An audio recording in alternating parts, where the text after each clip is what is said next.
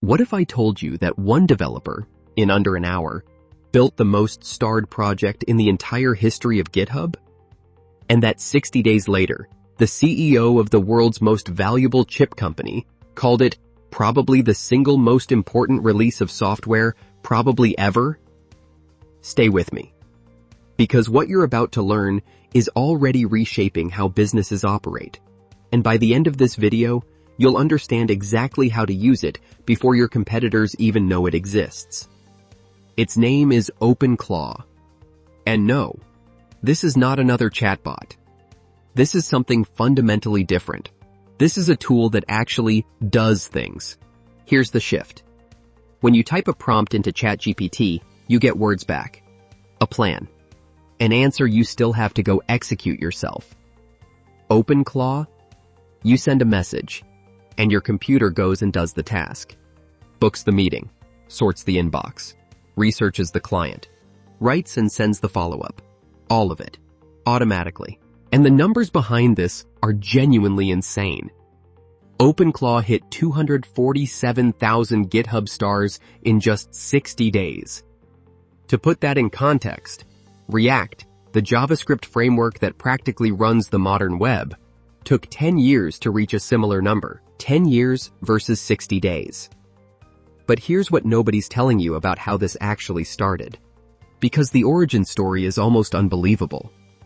An Austrian developer named Peter Steinberger published the first version in November 2025. He's what the tech community calls a vibe coder, someone who ships fast and figures it out in public. And the very first prototype? Built in under an hour. The tool was originally called Chatbot, a wordplay on Claude, Anthropic's AI model, complete with a lobster claw in the logo.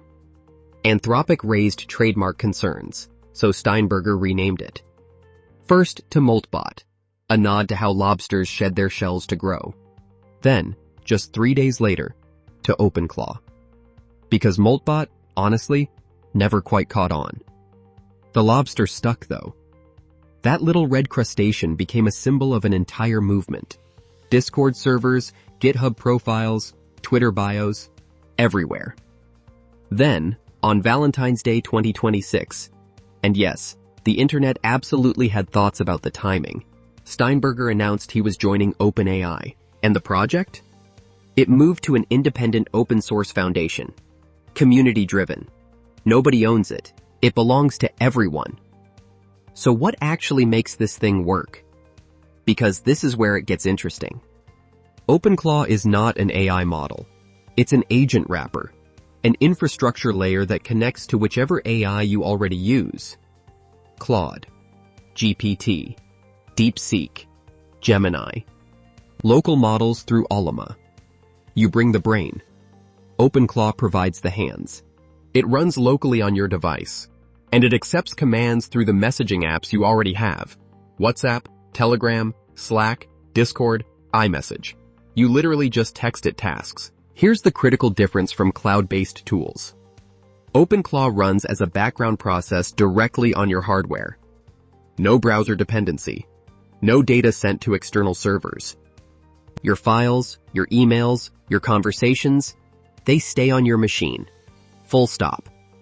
It uses what they call skills, plugins that teach the agent how to interact with specific tools. Web scraping, Notion, file backups, calendar management. There are over 100 pre-built skills available, plus a connector to 800 external tools via Composio. And developers are publishing new ones every single day. But real-world results? Let me show you what people are actually doing with this right now. One community member configured OpenClaw to scan their inbox, archive promotional emails, draft client replies based on past context, and send a daily summary to Telegram, all automatically. That one workflow saves 4.5 hours every single week. Someone else connected it to their smart home and had it manage air quality based on wearable biomarker data. Another person built a full website from their phone using a Raspberry Pi setup, in minutes. Small businesses and freelancers are automating entire lead generation pipelines, prospect research, website auditing, CRM updates. hands-free. One developer described the experience like this. It feels like it did to run Linux versus Windows 20 years ago. You're in control. You can hack it and make it yours instead of relying on some tech giant. That sentiment keeps coming up. Because this isn't just a productivity tool. For a lot of people, it's a philosophy. If you're finding this useful, drop a comment below with the first workflow you'd automate using this. I read every single one. And if you haven't subscribed yet, this channel covers exactly these kinds of shifts every week. So now's a good time. Now, I have to be real with you. Because the security picture here is something you need to understand before you touch this tool. OpenClaw works by accessing your email, your calendar, your messaging apps, your file system, SSH keys, and OAuth tokens for third-party services. That level of access is what makes it powerful. It's also what makes it dangerous if you set it up carelessly. Within 3 weeks of going viral, a critical vulnerability was discovered, rated CVSS 8.8.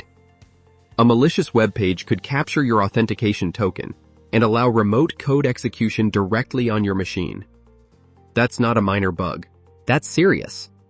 On top of that, the skill registry was hit by a supply chain attack. 12% of available skills were found to contain malicious payloads designed to steal credentials.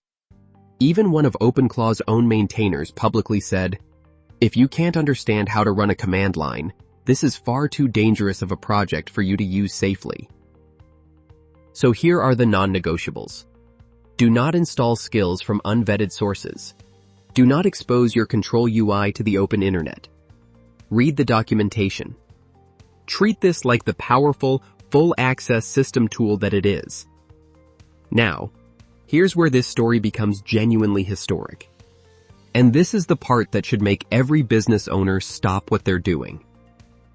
On March 5, 2026, at the Morgan Stanley TMT conference, a reporter asked NVIDIA CEO Jensen Huang about the most significant recent developments in AI infrastructure. He pointed directly at OpenClaw and said it was, and I'm quoting, "probably the single most important release of software, probably ever." When the CEO of the world's most valuable chip company says that about a free open-source weekend project, the enterprise world moves fast. 11 days later, NVIDIA released NemoClaw, a dedicated enterprise security layer for OpenClaw, with sandboxed agent execution and whitelisted file system access. If an agent is compromised, the blast radius is contained. Meanwhile, Tencent launched a full suite of AI products built on OpenClaw, compatible with its WeChat super app. The Shenzhen government announced subsidies for companies deploying it. And at the exact same time, Chinese central government agencies restricted state-run enterprises from using it over data security concerns. That tension, mass adoption on one side, government restriction on the other, tells you everything about how disruptive this actually is. Here's where we go from here. The shift OpenClaw is driving isn't just automation. It's a fundamental change in the human role inside AI workflows. Developers are already building multi-agent systems where one agent plans, others execute in parallel, and results are automatically combined. One person, directing a coordinated team of AI agents that never sleep. The term for the human role in this model isn't creator. It's orchestrator. Your job isn't doing the tasks anymore. It's designing the system, setting the boundaries, and managing the exceptions. OpenClaw is free. It is open source. It runs on your machine. And right now, it is one of the most consequential pieces of software on the planet.